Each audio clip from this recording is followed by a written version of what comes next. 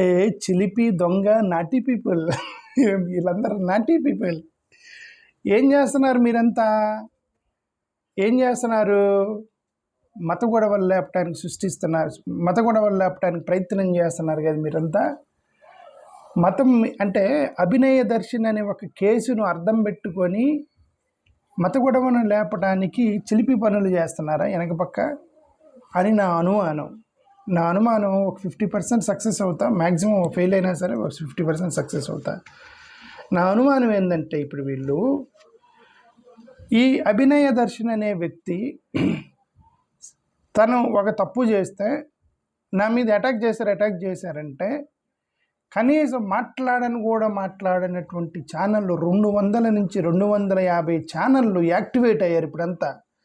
అస్సలు ఫుట్బాల్ ఆడుతున్నారు, ఛానల్ మొత్తం యాక్టివేట్ అయ్యి ఉత్సాహం వచ్చింది. ఎందుకు? పాస్టర్ తప్పు చేశాడట, క్రిస్టియన్ తప్పు చేశాడట, ఒక పాస్టర్ తప్పు చేశాడట, దొరికిందిరా మనకి ఛాన్స్ అని చిలిపి నాటి ఛానల్ మొత్తం యాక్టివేట్ అయిపోయి మీరంతా కూడా కొన్ని ఛానళ్ళు చూసి, మెయిన్ లైన్ ఛానళ్ళు యూట్యూబ్ ఛానల్ తర్వాత కొన్ని మెయిన్ లైన్ ఛానళ్ళు మత విద్వేషాలు లేపడానికి ప్రయత్నం చేసిన అభినయ దర్శన్ అని ఒక పాస్టర్ అని గట్టిగా నొక్కి చెప్పడం అనమాట. పాస్టర్ నొక్కి చెప్పడం ఏమంటే అతన్ని మేము సపోర్ట్ చేయము, ఓకే, తప్పు చేస్తే ఎవడో సపోర్ట్ చేయడు, అభినయ దర్శన్ కూడా వీఆర్ నాట్ సపోర్టింగ్. కానీ ADS will oppose your efforts to destroy the secular fabric of the state. ఆంధ్రప్రదేశ్లో ఉన్న సెక్యులర్ రాష్ట్రాన్ని కాపాడటానికి మా ఏడిఎస్ పనిచేసిద్ది. మీరందరూ కూడా సెక్యులరిజాన్ని డిస్టర్బ్ చేయడానికి ప్రయత్నం చేస్తున్నారు. ఎవరో ఒక అతను పొలిటికల్ పార్టీ పెట్టుకుందామని ఒక పొలిటికల్ పార్టీ పెట్టుకున్నాడు, అలా చూడాలి మీరు. అతను ఎలా చూడాలి? ఎవరో ఒక అతను జగన్ గారు పొలిటికల్ పార్టీ పెట్టినట్టు, చంద్రబాబు నాయుడు గారు పొలిటికల్ పార్టీ నెట్టు, కేఏ పాల్ గారు పొలిటికల్ పార్టీ, ఈయన ఒక పొలిటికల్ పార్టీ పెట్టుకున్నాడు. ఎవరు ఆయన దాగట్లేదని చెప్పేసి, ఎవరు ఆయన చూడలేదని చెప్పేసి ఒక చిలిపి పని చేశాడు ఇతను. ఏదో ఒక ఏమని సెల్ఫ్ అటాక్ చేసుకున్నాడు, ఇలా చూడాలి కానీ, అలా యాంగిల్లో చూడాలి కానీ. రఘురామకృష్ణరాజు గారు లాంటి వాళ్ళు ప్రెస్ మీట్ పెట్టి, అదే నేను చిలిపి అన్నాను. నేను ఎందుకు వీళ్ళు చిలిపి ప్రెస్ మీట్ పెట్టి వీళ్ళందరికీ ఉత్సాహం వచ్చింది. ఎందుకు? పాస్టర్ తప్పు చేశాడు, దొరికారా వీళ్ళు అని చెప్పేసి మొత్తం యాక్టివేట్ అయ్యారు. మొత్తం కూడా బ్యాచ్ మొత్తం యాక్టివేట్ అయ్యారని నాకు అయితే ఎక్కడో కొడుతుంది.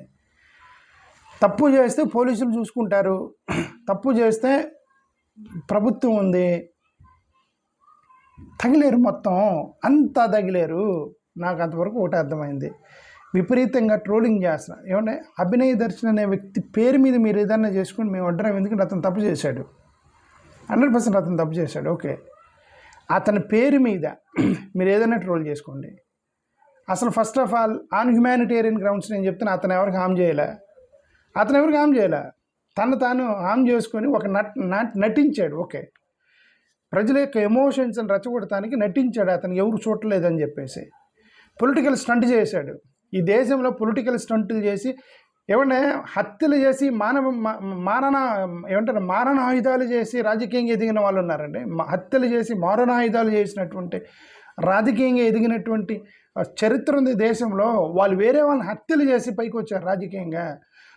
వీడికి హత్య చేయటం రాక, సారీ అతను అంటే ఈడన్నాను, పాస్టర్కి హత్య చేయడం రాక ఇతను ఏం చేశాడంటే తను అటాక్ చేసుకున్నాడు.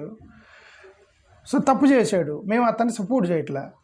దీన్ని అడ్డం పెట్టుకుని మీరు చేసి చిలిపి పని ఏంటి అంటున్నా. ఎందుకు యాక్టివేట్ అయ్యారు? రఘురామకృష్ణరాజు గారు లాంటి వాళ్ళు ప్రెస్ మీట్కి వచ్చి ఒక పాస్టర్ గురించి మాట్లాడుతున్నారు. రఘురామకృష్ణరాజు గారు లాంటి వాళ్ళు, ఓకే. సైలెంట్గా ఉన్నటువంటి యూట్యూబ్ ఛానల్ మొత్తం కూడా, ఆ ఛానల్స్ ఉంటాయి కదా మనకి వ్యతిరేకంగా మాట్లాడే ఛానల్, సెక్యులర్ వాదం వద్దు, దుర్మార్గం సెక్యులర్ వాదం అనేది. అన్నీ కూడా మతాల మీద ఉండాలి అనేటువంటి కొన్ని యూట్యూబ్ ఛానల్ ఉన్నాయి. వాళ్ళందరూ తగిలేరు అనమాట ఇతని మీద. ఒక టీవీ ఛానల్ అయితే అతని చరిత్రలోకి వెళ్ళి ఆయనకి 3 భార్యలు 4 భార్యలు ఉన్నారని వేస్తున్నారు అతన్ని, ఓకే. మరి ఇది పాస్టర్లు ఎలాగ ఎంతమంది భార్యలు ఉంటున్నారు నాకైతే తెలియదు. అది సో సర్ప్రైజింగ్ ఏంటంటే, హౌ కెన్ ఏ పాస్టర్, బైబిల్లో ఏమని ఉండిద్దంటే, బైబిల్లో అసలు విడాకులు ఇవ్వడానికి కూడా పర్మిషన్ లేదండి బైబిల్లో. There are 2 things are forbidden in the Christianity forbidden 2 things. One is divorce and other one is abortion. Abortion చేయడానికి లేదు, డివోర్స్ ఇవ్వడానికి లేదని ఫర్బిడెన్ ఇవి క్రిస్టియన్లో. 2 కారణాల ద్వారా నువ్వు విడాకులు ఇవ్వచ్చు నీ భార్యకి. ఒకటి, నువ్వు నపుంసకుడివి అయితే, లేదా నువ్వు అక్రమ సంబంధంలో పట్టబడితే. ఆ 2 రీజన్స్ తప్ప నీకు విడాకులు ఇచ్చే రైట్ లేదు క్రిస్టియానిటీలో. మరి ఇతను 3 పెళ్ళిళ్ళు చేసుకున్నాడు, ఓకే సరే, అతని అది పెళ్లి చేసుకున్నాడు. సో మరి అతను పాస్టర్ అని ఎందుకు తిరుగుతున్నాడు నాకేది తెలియదు. సార్ నేను పవన్ కళ్యాణ్ గారు ఆయన కూడా ఇప్పుడు కొన్ని రీజన్స్ చెప్పారు, నాకు కూడా కొన్ని పెళ్ళిళ్ళు అయినాయి. ఎందుకంటే ఆ పరిస్థితులను బట్టి మీరు వెళ్ళాలి, మీకు తెలుసా మా సమస్యలు తెలుసా, మా ప్రాబ్లమ్స్ తెలుసా అని పవన్ కళ్యాణ్ గారు కూడా అన్నారు కదా. సరే ఇప్పుడు అతనికి ఎదిరితే అతను కూడా అది అంటాడు, మాకు కూడా కొన్ని సమస్యలు ఉన్నాయి, మాకు తెలుసా మా సమస్యలు, అందుకని నేను 3 పెళ్ళిళ్ళు చేసుకున్నాను ఇతను అంటాడు. ఓకే, నేను ఏదైనా సరే మీరు అభినయ్ అనే వ్యక్తి మీద మీరు ట్రోల్ చేయట్లే. అభినయ్ని అడ్డం పెట్టుకొని వెనకేదో జరుగుతుంది. అక్కడ ఏజెన్సీ ఏరియాలోకి క్రిస్టియన్ మిషనరీ, అదే నేను చెప్తున్నా, అక్కడ మణిపూర్లో రిజర్వేషన్ గొడవలోకి చొరబడ్డారు. రిజర్వేషన్ గొడవలో చొరబడి అక్కడ గొడవ చేశారు మణిపూర్లో. ఇప్పుడు ఈ కేసును పట్టుకొని మీరు ఏదో లోపలికి ఏదో చిలిపి పని చేయడానికి ట్రై చేస్తున్నారని నాకు ఒకటి అర్థమైంది. ఏంటి ఆ చిలిపి పని? అక్కడ ఎవరో లోకల్ సర్పంచ్ వెళ్ళి కేసు పెట్టిండంటే ఇతని మీద మత మార్పిడులు చేస్తున్నాడని చెప్పి నేను ఇందాక ఎఫ్ఐఆర్లో చూపించాను కదా. అసలు ఎఫ్ఐఆర్లో ఈ మత మార్పిడులు చేస్తున్నారు క్రిస్టియానిటీలో కానీ దూరేరంటే అర్థమైపోయింది. అది యాక్చువల్గా ఇతను సెల్ఫ్ అటాక్ చేసుకొని ప్రజల యొక్క మనోభావాలను దెబ్బతీయడానికి ప్రయత్నం చేశారనే సెక్షన్ మీద మీరు కేసులు పెట్టాలి. ఆ సెక్షన్ వరకు ఓకే. ఈ మత మార్పిళ్ళు, ఇదిగో మా దేవుళ్ళు తిడుతున్నారు అని చెప్పేసి కేసు ఫైల్ చేశారంటే ఎంటర్ అయ్యారని కదా అర్థం. మీరు ఎంటర్ అయ్యారని అర్థము. సో ఏదో జరుగుతుంది తెరయనక, నాకు ఎక్కడో కొడుతుంది. మీరు దయచేసి ఇది ఆంధ్రప్రదేశ్ సెక్యులర్ దేశం, హిందూ క్రిస్టియన్ ముస్లిమ్స్ మొత్తం కూడా కలిసి ఉండేటువంటి అన్నదమ్ముల్లాగా బాయిలాగా ఉండేటువంటి ఈ రాష్ట్రంలో దయచేసి మత విద్వేషాలు లేపకాకండి. సహోదరులారా, మీరు మత విద్వేషాలు లేపకండి, మీరందరూ కలిసి ఉండండి. క్రిస్టియన్ ముస్లిం హిందువులు కలిసి ఉండండి. అతను పాస్టర్ అయితేమి, టీచర్ అయితేమి, పొలిటీషియన్ అయితేమి, తప్పు చేసినట్టు తప్పే. ప్రొఫెషన్ ఎప్పుడు కూడా మీరు హైలైట్ చేయకూడదు. ఒక టీచర్ తప్పు చేస్తే టీచర్ అనకూడదు. ఎందుకంటే ఆ టీచర్స్ కమ్యూనిటీ దెబ్బతినిద్ది, హట్ అవుతారు. ఇప్పుడు ఒక పాస్టర్ తప్పు చేస్తే మీరు పాస్టర్ అంటే నిజాయితీ గల పాస్టర్లు చాలామంది ఉన్నారు, వాళ్ళు హట్ అవుతారు. ఒక వ్యక్తిని మాత్రమే మీరు హైలైట్ చేయండి. ఆ పాస్టర్ అనేదాన్ని ఒక్కి నొక్కానించకండి. ఒక చిన్న పాస్టర్ మీద ఒక స్టంట్ చేశాడని చెప్పి ఎంతమంది మీరు వచ్చి అసలు అదే నేను చెప్పేది కదా, dead channels became active because of this. So many dead channels అంటే ఏ టాపిక్ చెప్పాలో కూడా తెలియనటువంటి ఛానల్స్కి ఒక పాయింట్ దొరికింది. ఇతని మీద మొత్తం దుమ్ము దులుపుతున్నారు. ఒక ఛానల్ అయితే ఇతని చరిత్రలోకి వెళ్ళి ఎంతమంది గర్ల్ ఫ్రెండ్స్ ఉన్నారు, ఎంతమంది భార్యలు ఉన్నారు మొత్తం బయటికి తీసి చెబుతున్నారు అతను అభినయ్ దర్శన్ మీద.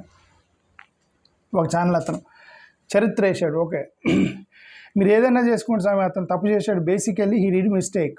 ఓకే, అతను మిస్టేక్ చేశాడు కాబట్టి చట్టపరంగా చేయండి. తప్పు చేశాడు కదా అని మీ ఇష్టం వచ్చినట్టుగా అన్యాయంగా ఏంటంటే కేసులు పెట్టకూడదు. ఏంటంటే కేసులు అంటే ఈ మతపరమైన కేసులు లేవు కదా. అతను పొలిటికల్గా ఏదో పైకి రావాలని చూసి అంతవరకు కేసు పెట్టి అతనికి శిక్షించండి. మతాన్ని మీరు చొప్పించొద్దు, చిలిపి పనులు చేయకండి. My ADS will condemn all this చిలిపి పనులు. థ్యాంక్ యూ, నమస్కారం.